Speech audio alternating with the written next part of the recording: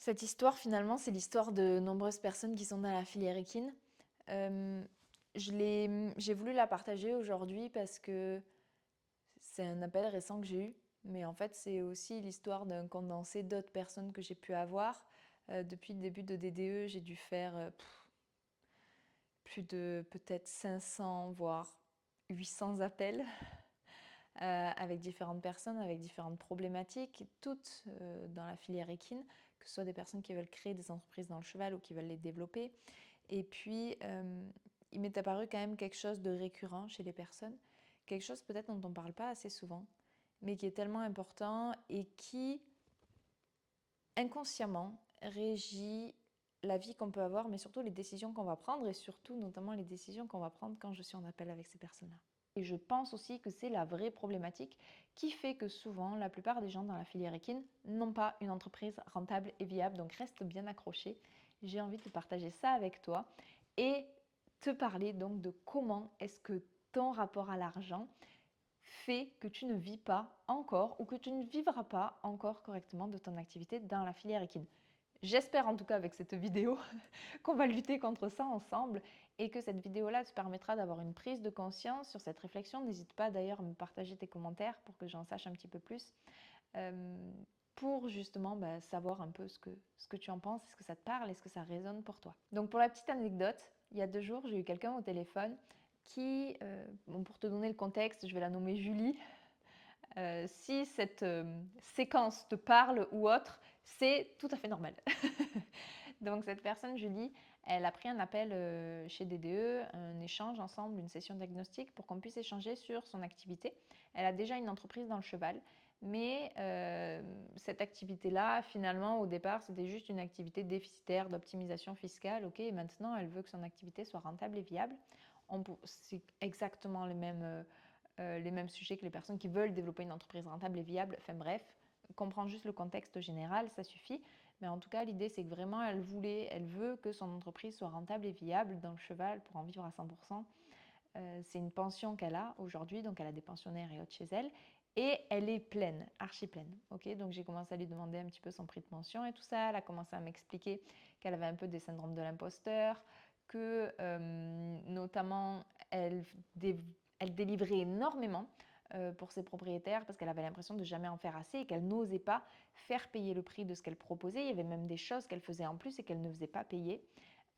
Et donc c'était intéressant aussi de voir ça. Pour moi, c'est un peu, pour ceux qui sont dans le programme du Pialetri qui me suivent, c'est un peu les hot buttons pour moi, des petites phrases comme ça où du coup j'analyse un petit peu les problématiques des personnes qui peuvent nous rejoindre. Donc bref, cette personne, très clairement, elle avait besoin du programme du pied à l'étrier VIP. Donc c'est un programme d'accompagnement individuel. J'ai très peu de places qui sont disponibles.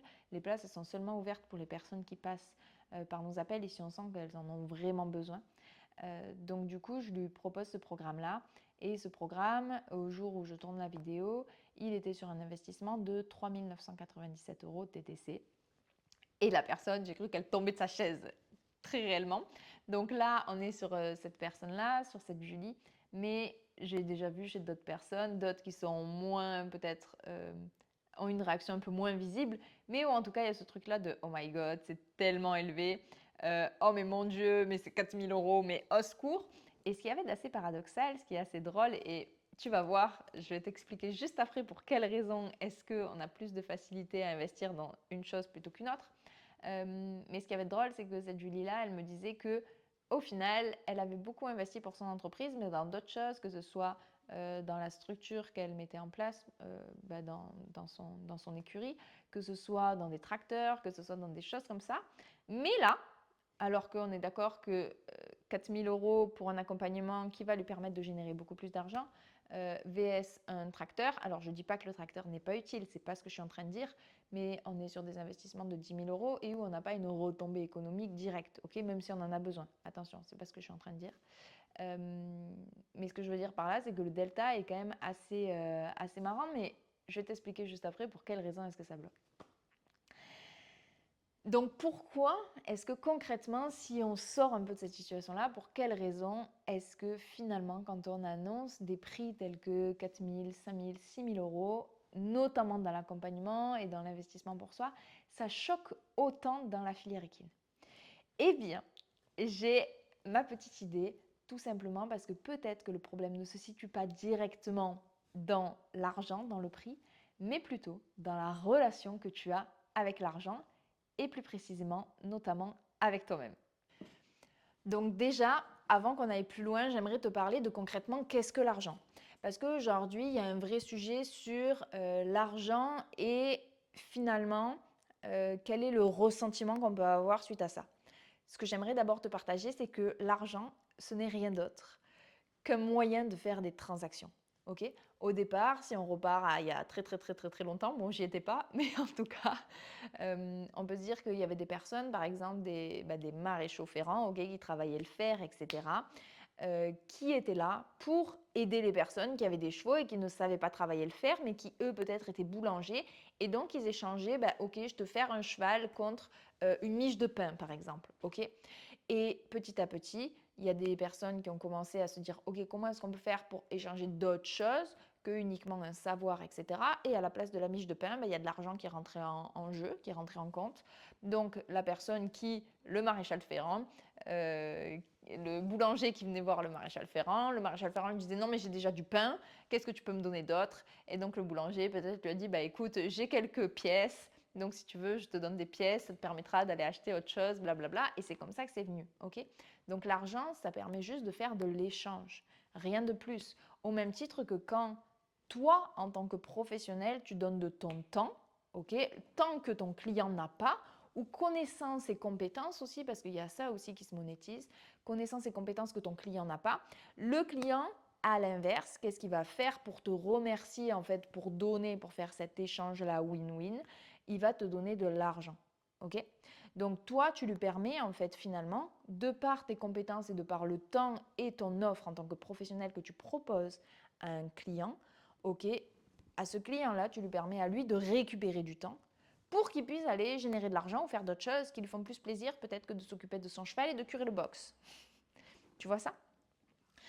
Également, ce que tu vas échanger, si tu as des connaissances, par exemple, si tu es coach, entraîneur et autres, tu vas échanger en fait tout le temps, les années, tout ça d'apprentissage que tu as passé, le temps à comprendre mieux les chevaux, le temps à te former, à aller à droite, à gauche, et bien ce temps-là, tu vas le packager et autres et tu vas le délivrer à un client. Et le client, qu'est-ce qu'il achète? Lui, en échange de cette compétence, de ce temps que tu as mis, de toute ta compétence que tu as engrangée depuis des années et des années, lui, il va venir te donner en échange, il pourrait te donner autre chose, il pourrait très bien te donner un cheval, il pourrait très bien, bref, je ne sais pas, peut-être que tu as quelque chose de plus intéressant que l'argent, et c'est des deals aussi qui peuvent être envisageables.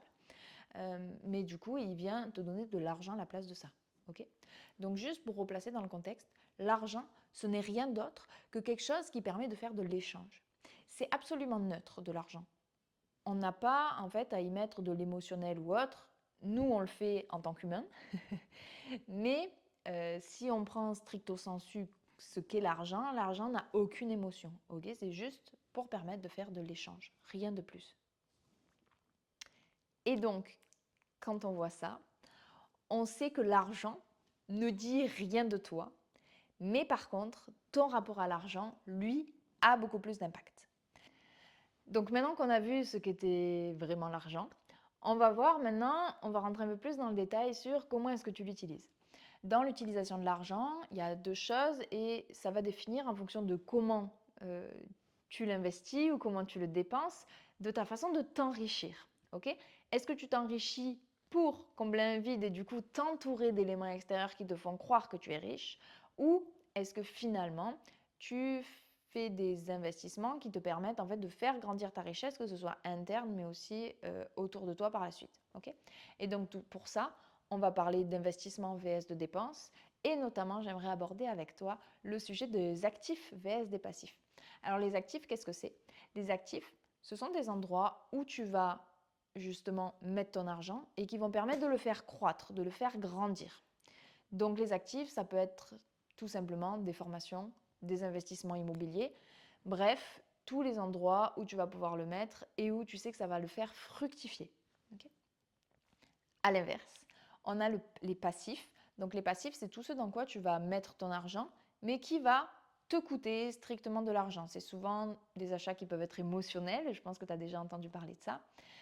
Ça peut être typiquement, typiquement, ça peut être un iPhone. acheter le dernier iPhone, c'est purement un passif. C'est-à-dire qu'à moins que tu sois influenceur et que tu aies besoin de faire des vidéos super méga bonne qualité, ou que tu crois que tu as besoin de ça pour tourner des bonnes vidéos, alors que le problème, il est plutôt sur ta confiance en toi pour tourner des vidéos. Ok? Ça peut être ça.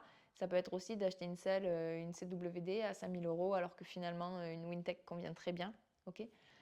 Toutes ces choses-là vont être du passif, mais surtout, en fait, quand tu achètes ça, finalement, c'est acheter une image.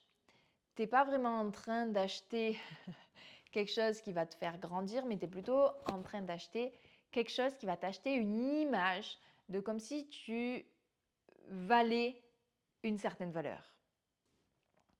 Et souvent, ce qu'il y a de drôle, c'est qu'on va justifier l'achat de ces passifs par une raison valable, alors que finalement, on se rend compte que ces achats-là, ils vont seulement servir à combler un vide où on manque peut-être un peu d'estime de soi, et donc on va combler avec des choses extérieures autour de nous pour dire mais regarde, j'ai de la valeur et je vaux la peine.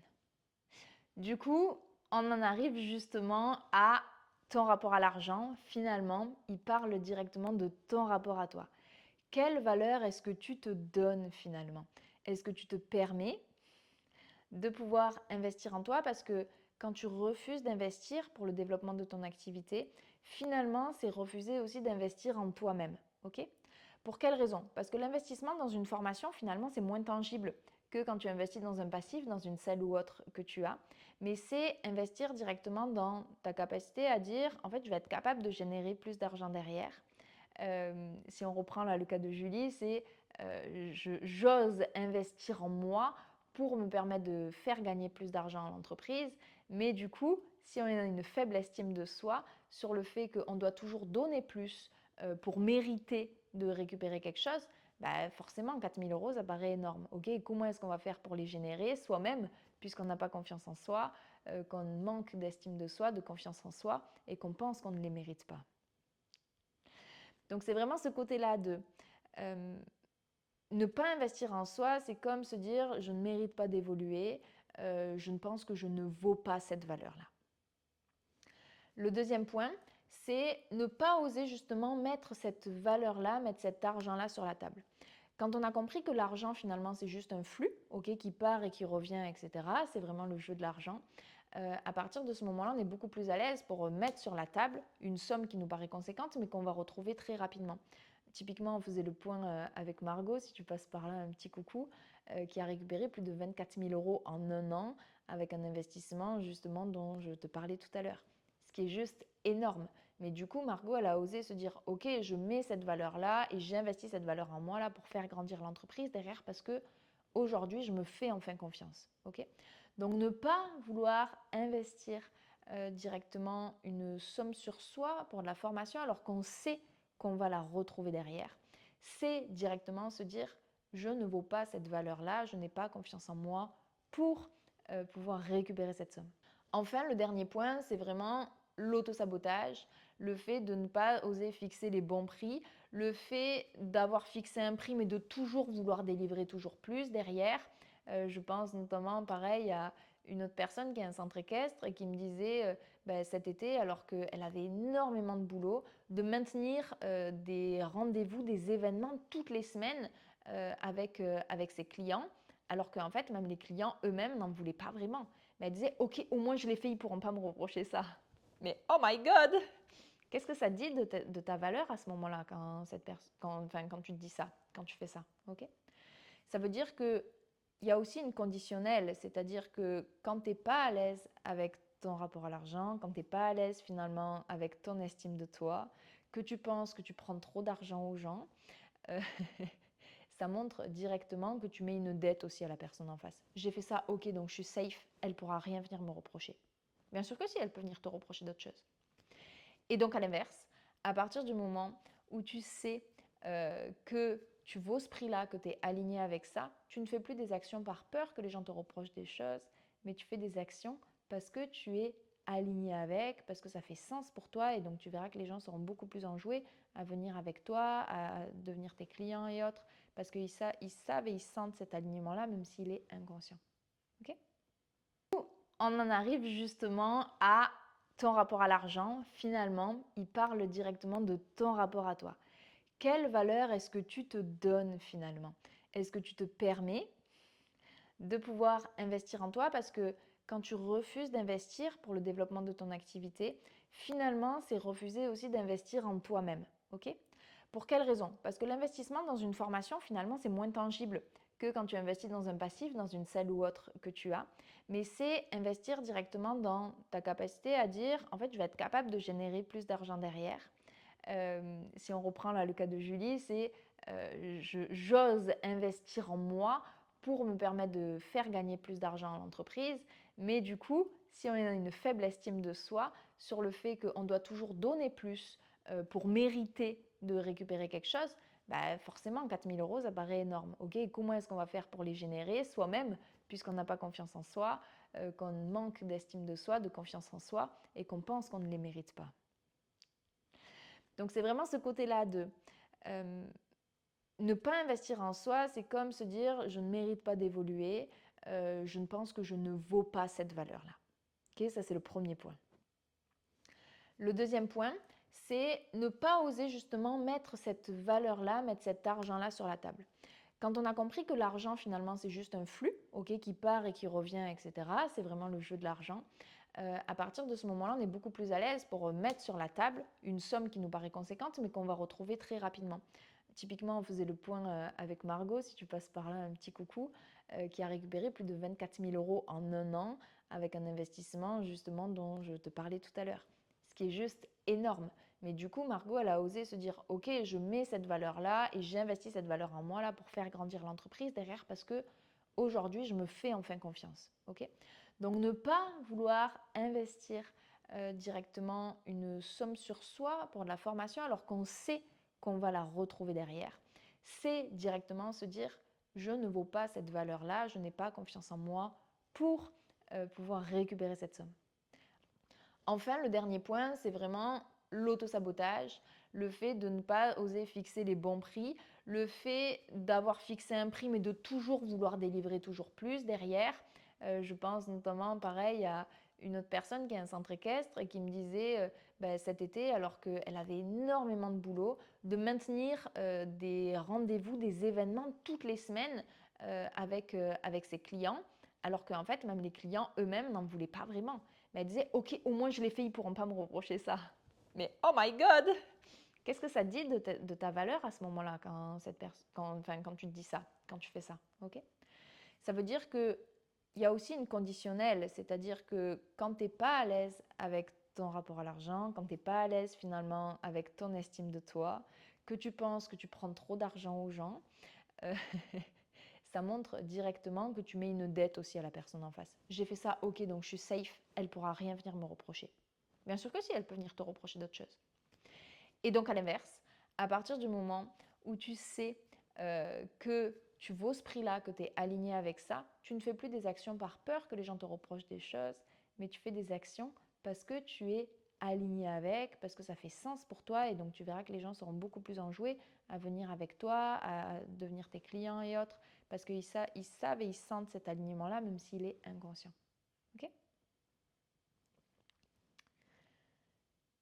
Sur ce sujet-là aussi de prix trop bas, je voulais juste que tu saches aussi que le fait de mettre des prix bas et que tu penses que c'est rendre service aux gens, ce n'est pas le cas. Ce n'est pas le cas tout simplement parce que tu te sens accessible, mais en fait, tu confirmes juste ton propre doute de je n'ai pas assez de valeur. Okay? Et si tu crois que parce que tu mets un prix bas, ça te permet d'être plus cool, plus sympa et que tu achètes d'une certaine façon la sympathie des autres personnes pour qu'ils te valident, tu te trompes. Parce que la seule personne qui viendra valider ta valeur, c'est toi-même. Personne ne le fera à ta place. Donc pour ça, ce que tu as besoin, c'est déjà de pouvoir te dire que tu vaux la valeur que tu désires et que tu mérites d'être sur cette terre-là et que tu n'as pas besoin d'attendre la validation d'autres personnes. Que tu n'as pas besoin de surréagir tout le temps, de surcréer des choses, de délivrer beaucoup plus que ce que tu as promis. Parce que déjà, ce que tu donnes là aujourd'hui ou ce que tu projettes, si tu vas créer ton entreprise, ce que tu projettes de proposer suffit amplement à valider la valeur que les gens vont échanger avec toi. That's it. Donc rappelle-toi, si on en revient à mon histoire de Julie de tout à l'heure, rappelle-toi que ton entreprise ne dépassera jamais la valeur que tu t'autorises à vivre et du coup qui est directement en lien avec ton estime de toi. C'est-à-dire que si tu penses que tu ne vaux pas ces 4 000 € d'investissement pour investir dans ta rentabilité, dans ta sérénité, dans le fait d'avoir une entreprise qui est plus alignée avec toi, dans ta joie au quotidien, dans le fait de pouvoir partir en vacances, dans le fait de pouvoir avoir 1, 2, voire 3 journées de repos par semaine, si tu penses que tu ne mérites pas ça, eh bien effectivement ton entreprise ne te l'offrira pas et tes clients encore moins. Donc garde ça en tête, s'il y a une personne qui doit se sauver, c'est bien toi. Et l'un des indicateurs principaux, c'est de savoir comment est-ce que quand on te présente un investissement pour toi, pour ton entreprise, pour ton bien-être, comment est-ce que tu réagis? Est-ce que tu dis c'est trop cher? Ou est-ce que tu dis ok, il faut que je pèse le pour et le contre? J'ai pas dit qu'il fallait se jeter n'importe où, ok? Mais est-ce que tu pèses le pour et le contre pour savoir est-ce que vraiment ça te correspond? Est-ce que tu peux vraiment y aller? Deuxième point, est-ce que finalement tu as plus de facilité à investir sur les éléments extérieurs à toi plutôt que sur ta propre formation, ton propre bien-être? Si tu as plus de facilité à investir dans un iPhone, pour une question de plaisir, au départ on le fait évidemment, hein, mais si tu sens que c'est voilà, un peu en mode boulimique, il te faut la nouvelle selle, il te faut le nouveau truc, etc., mais que tu n'oses pas investir en toi, commence à te poser cette question-là. Est-ce que finalement, ce rapport à l'argent que tu as, il parle pas plus fort de ton estime de toi et que tu n'oses pas regarder aujourd'hui? Donc garde bien en tête toutes ces choses-là. Tu n'as pas à surdélivrer ce que tu proposes. Le prix que tu proposes est aligné si tu le sens.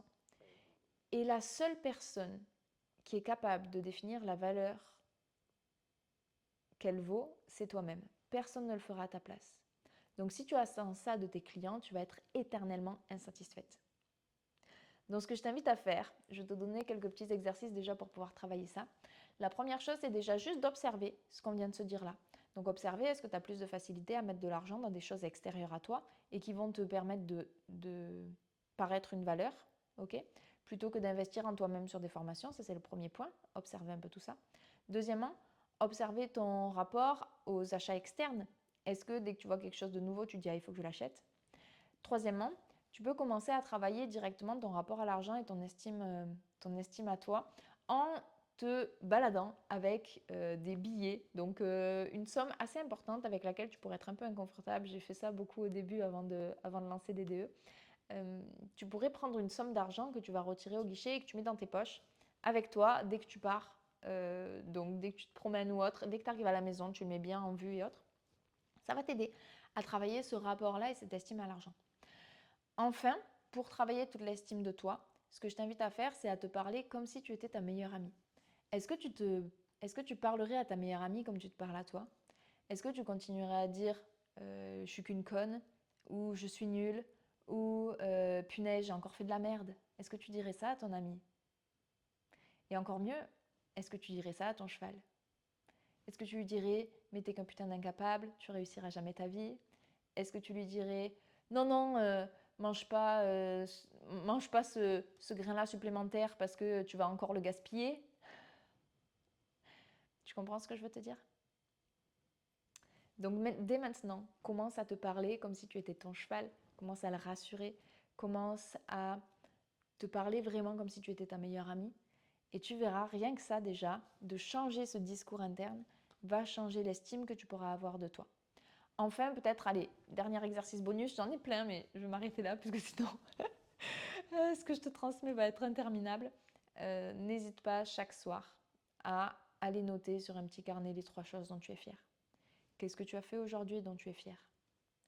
Qu'est-ce qui t'a rendue heureuse? Qu'est-ce que tu as fait et qui fait que finalement tu as de la valeur? Mais pour toi, ok? N'attends pas que ce soit les autres qui t'aient validé. Par exemple, si quelqu'un t'a dit oh waouh, t'es super sympa avec moi, merci. Ne note pas des choses comme ça parce que c'est des choses extérieures. Moi, ce que je veux, c'est que tu notes précisément ce dont toi tu es fier de toi-même. Ok, bah aujourd'hui, j'ai cette personne-là qui m'agace d'habitude, mais aujourd'hui j'étais capable, quand elle est arrivée, d'inspirer d'expirer et de mettre un sourire dès qu'elle arrive. Peut-être que c'est aussi ce cheval-là où je galère, j'ai osé prendre 10 minutes pour aller taper sur internet pour voir comment est-ce que je pouvais mieux l'aider. Ça peut être aussi, aujourd'hui j'ai osé prendre un appel avec l'équipe de DDE pour voir comment est-ce que je pouvais être aidée. Donc toutes les choses dont tu es fière, note-les chaque soir.